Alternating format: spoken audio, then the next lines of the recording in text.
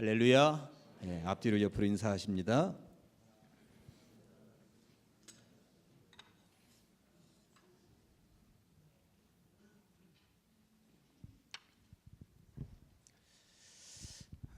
제가 언젠가 설교 시간에 한번 말씀드렸던 기억이 나는데, 우리 거친 세상에서 실패하거든 그 손 못자국 만져라 하니까 생각이 나서 맥잡기 시작하면서 한 꼭지 말씀을 드리고 시작하도록 하겠습니다.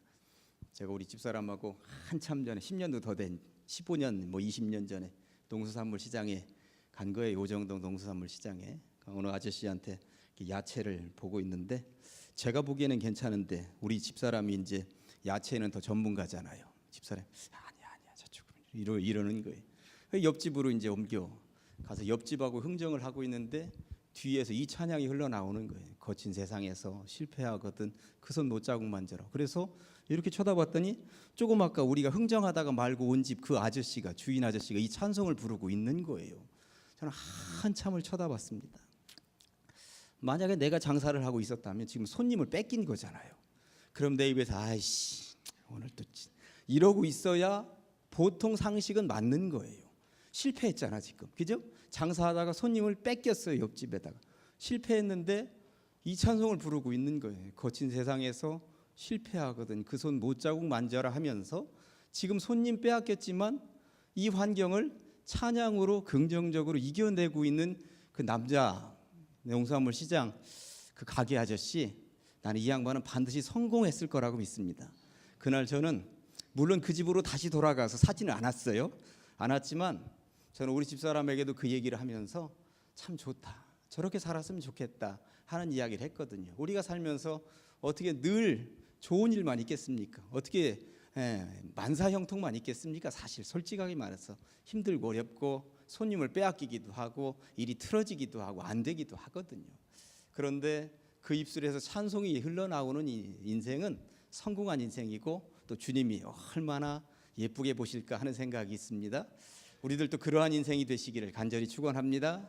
자, 이제 오늘 성경 맥잡기 5번째 시간입니다. 지난주에 누가와 관련된 부분 앞부분을 살짝 언급하다가 시간이 없어서 갔는데, 제가 이제 한 주간 동안 또 누가에 대한 이야기를 더 좀 이렇게 나누고 싶은 거예요. 또 요즘 새벽마다 누가복음을 계속적으로 읽어 내려가고 있고요. 이제 부활절까지 누가복음을 마무리하게 될 텐데, 우리 성도님들이 누가에 대해서 조금 더 알았으면 좋겠다는 생각이 들어서 제가 요약 정리를 해봤어요. 누가를 열심히 읽고 또 자료도 좀 이리저리 뽑아보고 하면서 말씀 하나하나 제가 직접 워드하고 구분을 좀 이렇게 지으면서 우리 성도님들이 누가와 좀 친해졌으면 좋겠다 하는 생각이 들어서 요약 정리했는데, 오늘 누가를 통해서 하나님께서 여러분들에게 은혜를 베풀어 주실 줄로 믿습니다. 지난주에 보신 내용이 이제 누가는 성경 2권을 썼어요. 누가복음하고 또 하나는 사도행전을 썼다고 하는 거. 그러니까 누가복음은 1편, 사도행전은 2편이라고 하는 것. 그런데 둘 다 편지 형식이었습니다. 누구에게 써보낸 편지였을까요? 데오빌로 가카라고 하는 사람에게. 누가복음 1장에도 사도행전 1장에도 그렇게 쓰여져 있습니다. 그래서 1편 써보낸 다음에 뒤가 궁금하지 않습니까? 해놓은 다음에 사도행전 2편까지 써보냈는데, 사도행전은 다다음 주쯤에 또 요약 정리해서 말씀을 드리도록 하겠습니다. 그러면서 이 누가의 직업, 원래 누가의 전문성은 의사였다고 말씀을 드리면서 성경책에서 누가복음에서 한 꼭지를 찾아서 누가가 의사였다라고 하는 증명을 제가 해드렸는데, 조금 더 많은 부분을 제가 찾아가지고 왔습니다. 이왕 얘기할 것 좀 더 꼼꼼하게 해보자 해서 찾아왔는데, 그래서 여러분들 들어오실 때 자료 드렸는데 자료 못 받으신 분들은 손 들으시면 뒤에서 갖다 드릴 것입니다. 자, 이제 누가가 정말 의사가 맞는지 한번 보도록 하겠습니다. 의학적인 용어를 여럿 사용을 하게 되는데, 베드로 장모의 열병이 들었을 때 마태복음, 마가복음과 다르게 누가는 이야기하고 있다는 거죠. 마태복음 8장에 보면 예수께서 베드로의 집에 들어가서 그의 장모가 열병으로 앓아 누운 것을 보셨어요. 열병이에요. 마가복음에도 시몬의 장모가 열병으로, 그러니까 마태는 마가 걸 보고 쓴 거잖아 지금, 그죠? 근데 마태는 지금 마가 걸 보고 그대로 옮겨 썼어, 열병이라고. 근데 누가는 좀 다르게 썼습니다. 예수께서 일어나 회당에서 나가사 시몬의 집에 들어가시니 시몬의 장모가 중한 열병으로, 중한이라는 말을 거기다가 써놨습니다. 그러니까 그냥 열병 아니야. 그냥 머리 약간 뜨거웠다가 말았었던 그런 열병 아니야. 베드로의 장모의 열병은 사람들의 시각으로도 볼 때 굉장히 중한 열병이었다라고 하는 것, 이게 의사의 시각으로서 그렇게 세밀하게 기록을 남겼다라고 하는 이야기인 것입니다. 사실 마가복음을 염두에다 두고 누가가 썼기 때문에 그냥 열병 이렇게만 꼭지를 찍어도 별 문제가 없는데 의사의 전문성을 살려서 했다라고 하는 거죠. 또 나병 환자에 대한 이야기도 마찬가지입니다.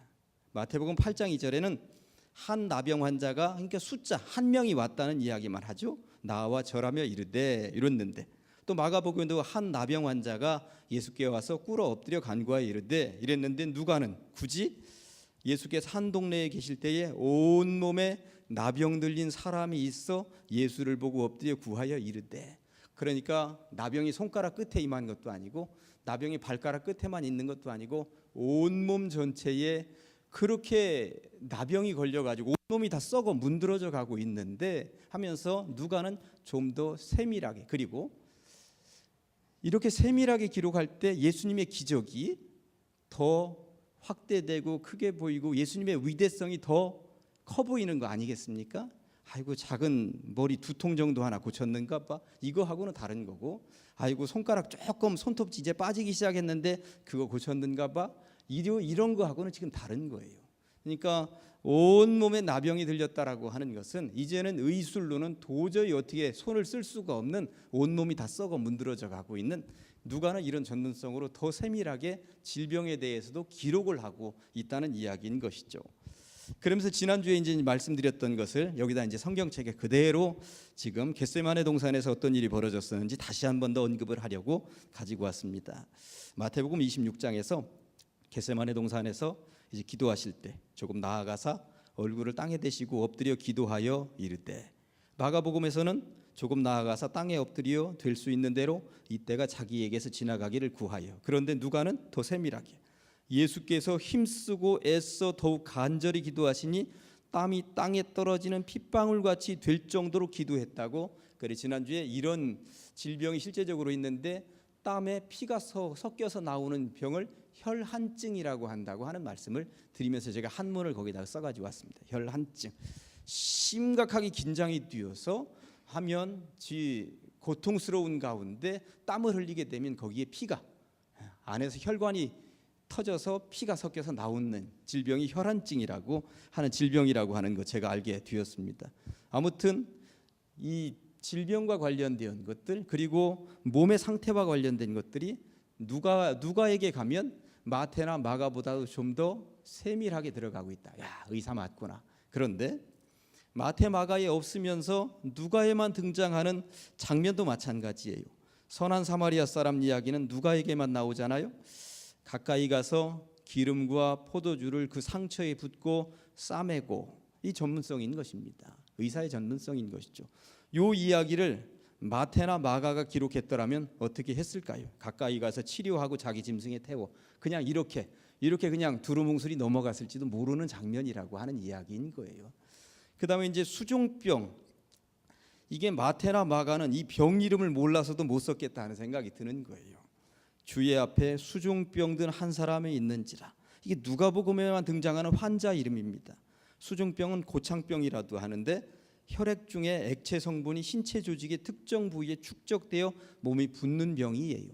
누가복음에만 나오는 질병, 병명입니다. 그럴 정도로 누가는 세밀하게 의학적인 자기 전문성을 살려서 성경책을 기록하고 있다. 아, 누가의 이런 특징이 있구나 하는 것을 알 수가 있는 것이죠. 좀 더 세밀하게 들어가 볼 수 있겠습니다만 몇 개 예만 지금 들었습니다. 그러면서 이제 본격적으로 누가복음이 다른 성경책과 다른 특징 몇 가지를 좀 더 살펴보도록 하시겠습니다. 자, 이제 여기 쳐다보세요. 잘 한번 들으시고 집중도를 높이기 위해서 제가 한문 하나 써볼까요? 저 뒤에 계신 분들은 한문이 잘 안 보인다고 그러시더라고요. 제가 한문을 자꾸 쓰니까 한문 많이 아는 것 같은데 한문 사실 잘 몰라요. 특정한 몇 개의 한문만 아는 거예요. 제가 재작년에 기초반 성경 공부하면서 썼던 한문인데 이거죠.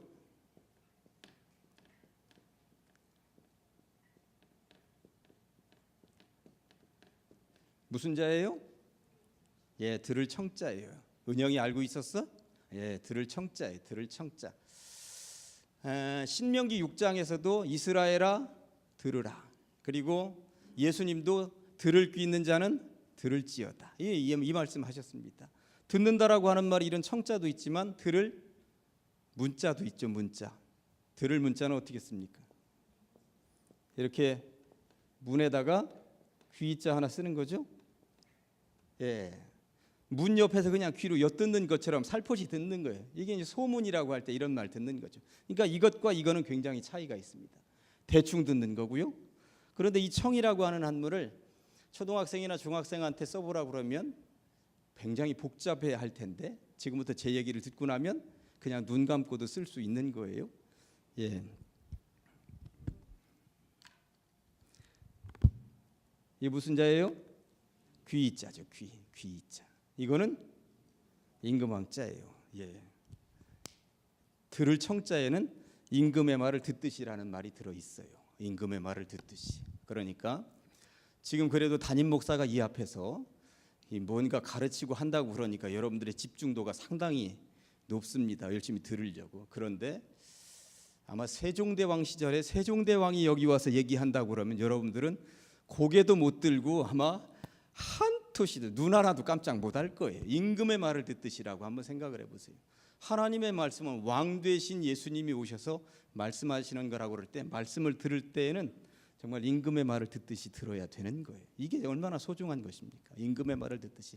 요거 하나만 가지고도 어떻게 들어야 하는지가 그대로 나오는 거죠. 그런데 이건 열십자입니다. 열십자. 이건 넉사자 같은데 넉사자를 권사님 이거 어떻게 안 지워지는 거 가져오셨대. 넉사자를 세우면 이렇게 세우면 무슨 자예요? 눈목자예요. 눈목자. 이렇게 세우면 이 넉사자를 세우면 사실 이게 이 눈목자를 여기다 집어넣고 싶은데 이게 눕힌 거예요. 눕힌 거. 이게 무슨 말이냐면 유행가 가사에도 그런 말 있죠. 사랑은 아무나 하나 눈이라도 마주쳐야지. 제 눈 마주치기는 어렵겠습니다만 그래도 사람 눈이라도 자꾸 쳐다보려고 하는 것이 잘 듣겠다라고 하는 이야기거든요. 그러니까 잘 들으려고 하는 거예요. 그러니까 10번이고 20번이고 쳐다보는 거, 10번이고 20번이고 쳐다보는 거예요. 잘 듣는다고 하는 것은 10번이고 20번이고 하여튼 집중해서 쳐다보는 거예요. 됐어요. 예. 10번이고 20번이고 쳐다보는 거예요. 그리고 이건 뭐예요? 한일자 마음심자. 다른 생각하지 말고 오직 한 가지 마음으로 집중하는 거죠. 듣는다고 하는 것은 이런 거예요. 그러니까 이스라엘아 들으라 할 때 다른 생각하지 말고 들으라는 얘기예요. 근데 제가 이 얘기를 하는 이 시간에도 머릿속에는 5만 가지 생각이 왔다 갔다 하는 거예요. 저 양반이 오늘은 몇 시까지 할 것인가? 우리 집에 남편 지금쯤 들어와서 밥 먹고 있을란지 모르겠다. 이런 생각도 5만 가지 생각이 우리 집 아이 집에 와서 지금쯤 밥을 먹고 있을란지 모르겠다. 이 녀석 혹시 또 다른 데 빠지지 않았는가? 걱정되는 엄마들이 있죠. 왜? 5만 가지 생각이 왔다 갔다 하거든요. 그러니까 오직 한 가지 마음으로 집중한다는 것이 얼마나 어려운 것인지 저도 알아요. 제가 이게 듣는 사람들 보면 눈을 마주치기도 하지만 고개를 끄덕끄덕거려요. 고개를 이렇게 끄덕끄덕거리면서 듣습니다. 그런데 고개를 끄덕끄덕거리는데 어떻게 끄덕거리는 것이 제대로 잘 듣는 거냐면 묵직하게 끄덕거리는 것이 진짜 잘 듣는 거예요. 묵직하게.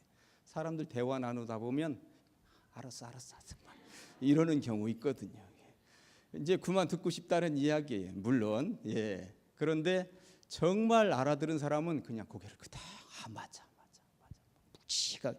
이게 진짜 양반들이 하는 알아듣는다는 표시예요. 그런데 공부하면서 여러분들이 정말 제대로 묵직하게 알아듣고 목사님 오늘 알았어 그만 좀 하세요 이 소리 안 하고 묵직하게 좀 알아들으셨으면 좋겠다는 생각을 하면서 준비하고 있는 거예요. 청자 이제 아시겠죠? 들을 문자 정도 가지고 예배 시간이나 설교 시간에 성경 읽으면서 들으려고 하지 마시고 이것 가지고 들으려고 아주 집중해서 여러분들이 들었으면 좋겠다 하는 생각이 드는 거예요. 그래서 고개도 좀 끄덕거리시고 주일날 예배 설교 시간에 보면 저도 성도님들 가운데 아멘 소리 좀 막 크게 좀 막 나왔으면 좋겠는데 제가 아멘을 강조 안 해서 그런지 자꾸 소리가 줄어드는 것 같다는 생각이 좀 들어요. 그래서 어떻게 아멘을 강조해야 되나 요즘 기도하면서 고민하고 있습니다. 아멘 한번 해보십시다. 아멘. 예, 주일날 예배 시간에도 이런 말씀이 자꾸 나와가지고 우리 교회가 하여튼 제대로 듣는 교회가 되었으면 좋겠다는 생각이 듭니다. 누가복음 제대로 한번 들어보십시다 하는 얘기 하려고 하는데 누군가가 눈을 자꾸 감고 있기 때문에 이 얘기 한 거예요. 자, 누가복음 특징 보도록 하겠습니다. 마태나 마가에 비해서 누가는 가난한 사람들에 대해서 관심이 굉장히 많아요. 4장 18절에 보니까 예수님이 설교하시는데 첫 설교에 뽑은 이사야 61장 이야기를 그대로 뽑았는데 주의 성령이 네게 임하셨으니 내가 이제부터 성령 받아서 구세주로서 활동을 하는데 이는 가난한 자에게 복음을 전하게 하시려고 나를 부르신 것이다. 요 구약 성경의 요 본문을 딱 뽑아 가지고 그것 가지고 설교하셨어요. 그러면서 누가복음에는 가난한 사람들에 대한 이야기로 꽉 차 있습니다. 여러분들 제가 여기 적지 않았는데 누가복음 14장 한번 읽어 보시겠어요? 누가복음 14장 12절부터 14절. 누가복음 14장.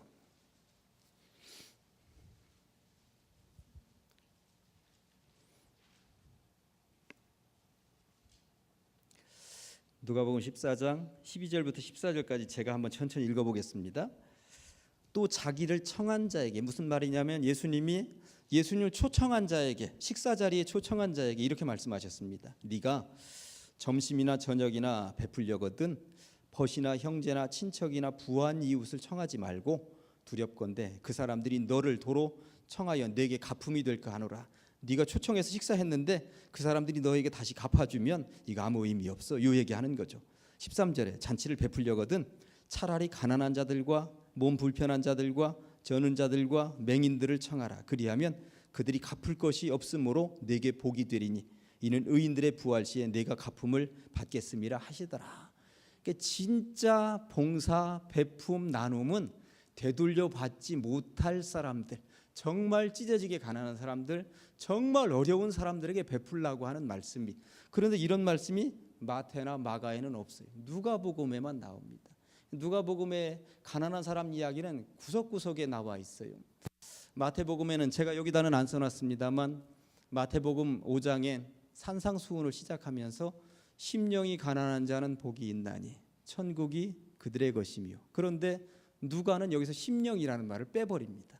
가난한 자는 복이 있나니 그냥 이렇게 치고 들어가 버려요. 그러니까 누가는 하여튼 가난한 사람들에 대한 정말로 복음이 어떻게든 들어가서 그들을 복음으로 변화시키고 가난한 사람들의 육적인 문제도 해결해야 된다라고 하는 것을 굉장히 강조하는 입장에 서 있습니다. 여기 누가복음 16장 19절에서 31절까지도 부자는 지옥으로, 거지 나사로는 천국으로, 모든 믿음이 기본적으로 있다는 그러한 유대인들 사회 속에서 있지만 부자가 지옥으로 간 이유는 율법에 가난한 사람을 도우라는 그 율법을 제대로 행하지 않았기 때문에 그랬다라고 하는 거거든요. 가난한 사람에 대한 대책들을 세워라 하는 이야기가 누가복음에는 굉장히 많이 나온다라고 하는 이야기인 것입니다. 그 다음에 누가복음의 특징 두 번째는 세리와 죄인에 대한 관심입니다. 가난한 사람에 대한 관심도 많이 있지만 예수님이 세리와 죄인들에게 얼마나 관심이 많으셨던 분인지를 기록하고 있어요. 거기 보면 5장 30절에 바리새인과 그들의 서기관들이 그 제자들에게 비방하여 이르되 너희가 어찌하여 세리와 죄인과 함께 먹고 마시느냐. 예수님의 제자들에게 비방한 것입니다. 참 창피하게 어쩜 그렇게 세리와 죄인들하고만 먹고 마시느냐, 좀 격을 좀 높여라, 이런 얘기하는 거죠. 근데 15장 1절에 보니까 모든 세리와 죄인들이 말씀을 들으러 가까이 나아오는데 예수님이 거부하지 않았다는 것이고요. 18장에 보니까 바리새인이 기도하는 것보다 세리가 기도한 것을 주님이 더 기뻐하시고 들으셨다는 얘기도 나와 있습니다. 이게 파격입니다. 엄청난 파격인 것이죠. 이 누가는 이런 것들을 강조하고 있습니다. 뒷장에 보시면 누가는 또 마태나 마가에 비해서도 여인에 대한 관심이 많이 있었습니다. 특별히 7장 11절에 보니까 죽었던 사람을 살려내는 장면이 죽었던 사람을 살려내는 장면이 여기 나오는데 나인성에 있는 과부의 아들을 살려냈다고 굳이 이야기를 하고 있고요. 또 이제 8장 1절부터는 직접 한번 찾아볼 겁니다. 예수님 주변에 어떤 여인들이 있었는지 8장 1절부터. 여기는 제가 적지 않았어요. 직접 성경책으로 돌아가서 보도록 하시겠습니다.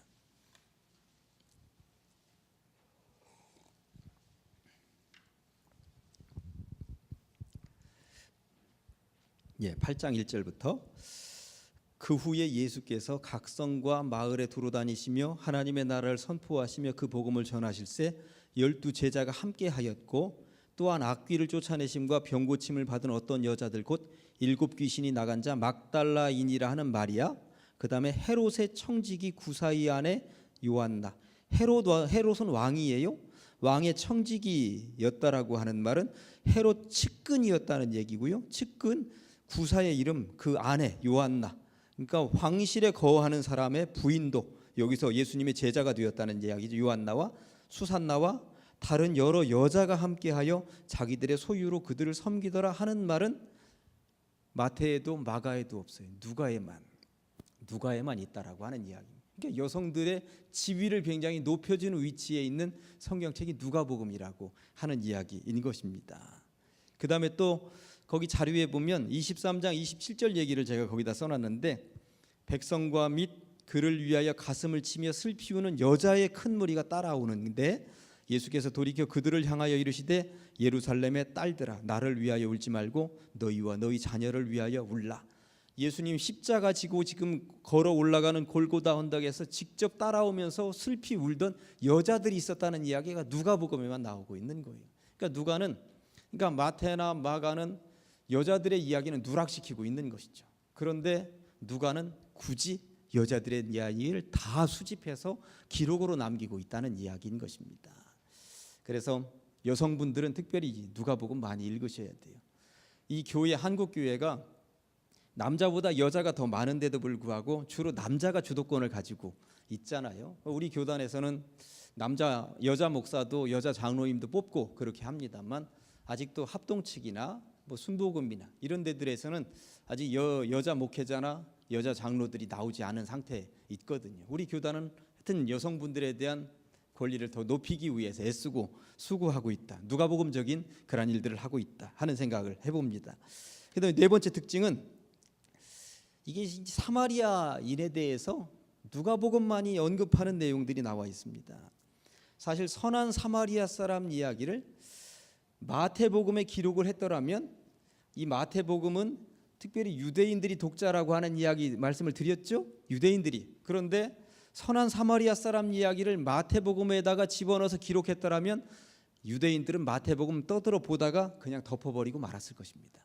어떻게 사마리아 사람 이야기를, 사마리아 사람이 이렇게 선한 사람으로 언급을 한단 말인가 하면서 덮어버리고 말았을 거예요. 그만큼 이게 심각한 이야기였습니다.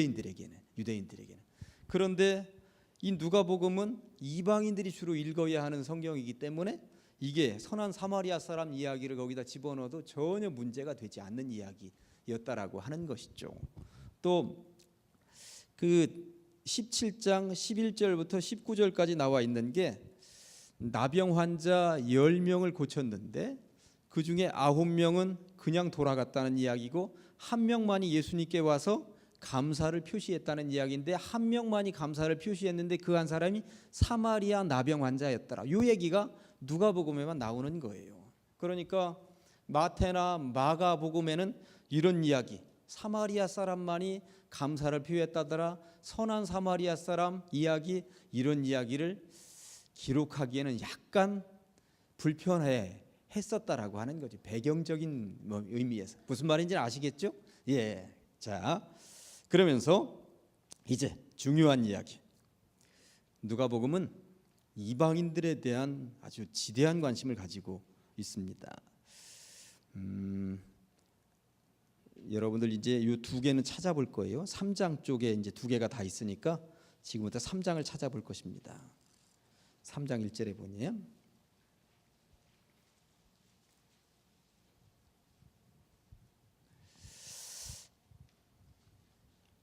여기 3장 1절부터 제가 2절까지 읽어볼 텐데요. 이게 이 얼마나 이 왕들의 이름이 많이 나오는지 티베리우스 황제가 통치한 지 15해 곧 본디오 빌라도가 유대의 총독으로 헤롯이 갈릴리의 분봉왕으로 그 동생 빌립이 이두레와 드라고니 지방의 분봉왕으로 루사니아가 아빌레네의 분봉왕으로 안나스와 가야바가 대제사장으로 있을 때에 하나님의 말씀이 빈들에서 사가랴의 아들 요한에게 임한지라. 마태나 마가도 기록하지 않는 이런 이야기를 누가가 기록하면서 이게 이방 사람들에게 어떤 황제가 다스리던 시절에 어떤 왕들이 다스리던 시절에 하면서 굉장히 영역을 확대하고 있는 거예요. 그런데 마태복음에는 예수님이 태어날 때 누구만 나오냐면 헤롯 왕만 나오거든. 헤롯 왕. 그런 한계가 있는데 누가는 더 영역을 굉장히 넓히고 있다는 것입니다. 누가는 이 유대 나라에만 국한시켜서 말씀이 증거되고 싶지 않거든. 누가는 하여튼 퍼뜨려서 복음이 증거되어야 된다는 생각을 가지고 있기 때문에 그렇다라고 하는 거죠. 그리고 아주 중요한 것. 자, 여기서 이제 질문합니다. 마태복음 공부하면서 배웠었던 것 중에서 마태복음 1장 1절을 외워보시면 첫 단어가 무슨 단어로 시작해요? 마태복음 1장 1절 뭐라고?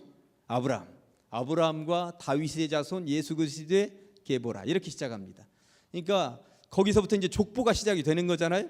족보가 아브라함 다윗의 이야기가 족보로 되어져 있어요. 그러니까 아브라함 그 위에는 지금 없습니다. 아브라함 위에는 없어요. 마태복음에는.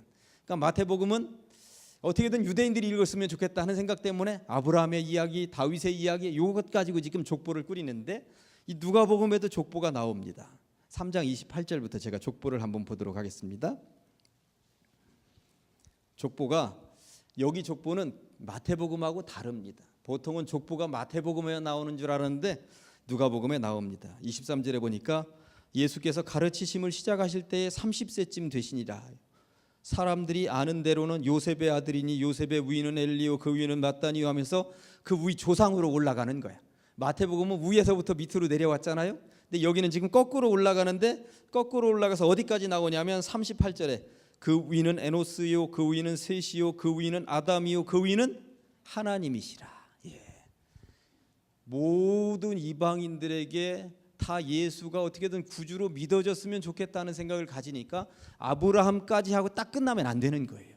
아브라함은 유대인의 조상이기 때문에 아브라함 그 위에까지 해서 하나님까지 올라가야 모든 사람들을 위해서 예수님이 오셨구나 하는 것을 알 수가 있는 거예요. 그러니까 누가는 이 족보를 하나님까지 올리는 거예요. 무슨 말인지 아시겠죠? 그러니까 마태는 왜 족보를 아브라함에서부터 시작했는지, 누가는 왜 족보를 밑에서부터 해서 하나님까지 올렸는지 이런 배경을 알고 나면 성경을 읽을 때 도움이 된다라고 하는 이야기를 하고 싶은 거예요. 예, 거기까지 이제 보셨으면 마지막 한 꼭지만 더 제가 집중해서 보여드리도록 하겠습니다. 누가는 다른 어떤 복음서의 저자보다도 기도에 굉장히 많은 관심을 가지고 있었습니다. 기도. 제가 세 꼭지만 지금 가지고 왔는데요. 큰 제목을 마태 마가복음하고 비교하면서 먼저 한 두 개를 살펴보면 예수님이 변화산에 올라가셔서 모세도 만나고 엘리야도 만나는 장면이 나오는데 변화산에 올라간 장면을 어떻게 언급하고 있는지 한번 보시겠습니다. 마태복음에는 엿새 후에 예수께서 베드로와 야고보와 그 형제 요한을 데리시고 따로 높은 산에 그냥 올라가신 거예요. 왜 올라갔는지 이유도 없어 올라가셨어요. 마가복음에는 엿새 후에 예수께서 베드로와 야고보와 요한을 데리시고 따로 높은 산에 올라가셨더니 그들 앞에서 변형이 되었어요. 그런데 누가복음은 굳이 이 말씀을 하신 후 8일쯤 되어 예수께서 베드로와 요한과 야고보를 데리고 뭐하러? 기도하시러 산에 올라가셨다고 산에 올라가신 목적이 분명하게 기록이 되어 있습니다. 누가는 아니 기도하러 올라가셨는데 마태야 마가야 왜 이걸 얘기를 안 하는 거야? 예수님 기도하러 올라가셨잖아. 이 얘기를 꼭 하고 싶었던 거예요. 누가는. 이게 굉장히 중요한 거예요. 그 밑에도 보면 12제자를 임명할 때에 마태는 예수께서 그의 12제자를 부르사 더러운 귀신을 쫓아내며 모든 병과 모든 약한 것을 고치는 권능을 주시니라 하면서 12제자의 명단 이름을 쫙 기록을 합니다. 거기에다가 근데 마가복음에는 또 산에 오르사 자기가 원하는 자들을 부르시니 나오니까 그 뒤에 12제자의 명단이 쫙 나옵니다. 그런데 누가는 독특하게 기록합니다. 이때 예수께서 기도하시러 산으로 가사 밤이 새도록 하나님께 기도하시고 밝음에 그 제자들을 부르사 그 중에서 12를 택하사 사도라 칭하셨으니, 그러니까 예수님이 12명의 제자를 선정하실 때 밤에 철야기도, 밤을 세워서 철야기도 하셨구나 하는 것을 누가복음을 통해서 알 수가 있는 거예요. 그러니까 그냥 임명하신 것이 아니, 예수님이 12제자를 임명하실 때 그냥 임명하신 것이 아니잖아, 마태야 마가야 하는 누가의 간절함, 안타까움이 지금 묻어나는 장면입니다. 예수님이 그 제자들을 선정하실 때 얼마나 간절히 밤을 세워서 기도하시고 그 명단 선정하셔서 뽑으시고 발표하셨는데, 이거 얘기를 해야지, 이거 얘기를 해야지 누가는 그 얘기를 하고 싶었던 것입니다. 그러니까 예수님이 얼마나 기도하시던 분이었는지 누가를 읽다 보면 누가는 참 세밀합니다. 정말 세밀하게 이러한 것들을 기록하고 있다는 것이죠. 마태 마가에 없는 누가만이 가지고 있는 예수님의 기도, 소중하게 여기는 장면 세 꼭지를 제가 가지고 왔는데요. 누가복음 11장에 보니까 예수께서 한 곳에서 기도하시고 마치심에 제자 중 하나가 여짜오되 주여 요한이 자기 제자들에게 기도를 가르친 것과 같이 우리에게도 가르쳐 주옵소서. 예수님이 이렇게 기도하신 장면이 마태 마가에는 없습니다. 또 18장에는 예수께서 그들에게 항상 기도하고 낙심하지 말아야 할 것을 비유로 말씀하셨는데 마태 마가에도 없습니다. 또 마지막 한 꼭지만 더 말씀드리면, 예수께서 나가사 습관을 따라 감람산에 가셨는데 이 습관이 뭐였느냐, 제자들도 따라갔더니 그곳에 이르러 그들에게 이르시되 유혹에 빠지지 않게 기도하라. 예수님의 습관은 감람산에 가셔서 기도하는 거였구나. 이게 마태에도 마가에도 없는 거예요. 오직 누가에만 기록이 되어 있는 내용이라고 하는 것이죠. 누가에 대해서 세밀하게 좀 다루다 보니까 신학생들이 다루는 수준의 언저리까지 살짝 갔어요. 그럼에도 불구하고 마태나 마가에 비해서 누가만이 가지고 있는 독특한 것들이 있었구나 하는 것을 알 수가 있습니다.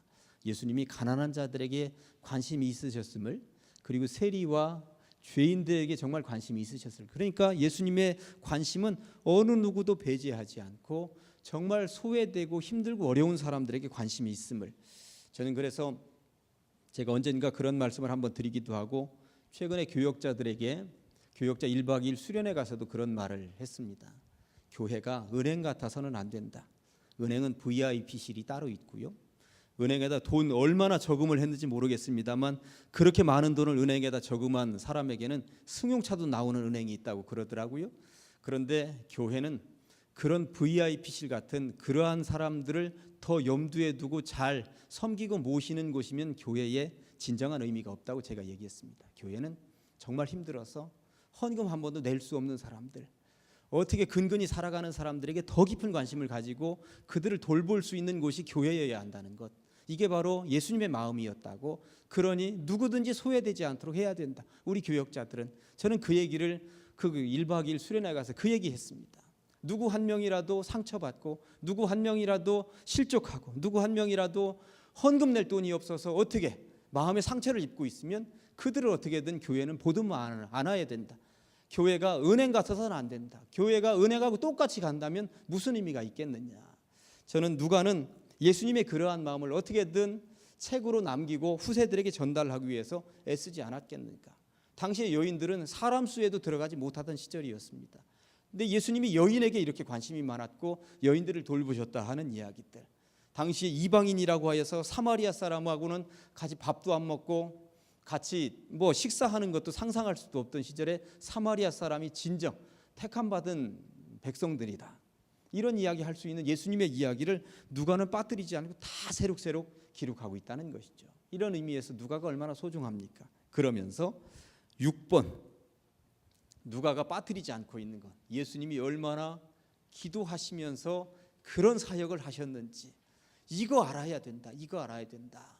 누가가 그렇게 강조하고 있는 것 기억할 때에 우리들도 예수님 닮아서 살기로 하신 분들이니까 빠뜨리고 있었던 기도의 꼭지들, 무슨 일을 하든지 하루하루 기도를 놓치지 않고 살아가야 되겠다 하는 생각을 누가를 통해서 좀 배우시고 좀 교훈으로 받으시면 좋겠다 하는 생각이 드는 것이죠. 하여튼 누가의 마음을 오늘은 좀 배우셨습니다. 소외된 사람들, 가난한 사람들에게 더 깊은 관심을 가지기 위하여서 또 이방 사람들, 소외된 사람들에게 관심을 가지기 위해서 애쓰고 수고했었던 주님의 마음을 누가가 어떻게든 전하려고 했었던 그러한 마음을 이해하실 수만 있다면 누가의 공이 헛되지 않구나 하는 생각을 좀 해보게 되고요. 마지막 하나, 기도 놓치시면 안 되겠다 하는 것을 누가를 통해서, 누가는 그 이야기를 어떻게든 마태야 마가야 예수님 기도하시고 결정하셨잖아. 요 음성을 좀 2000년이 흘렀습니다만 누가의 그러한 마음을 좀 배울 수 있다면 얼마나 좋을까 하는 생각을 해봅니다. 기도하시겠습니다.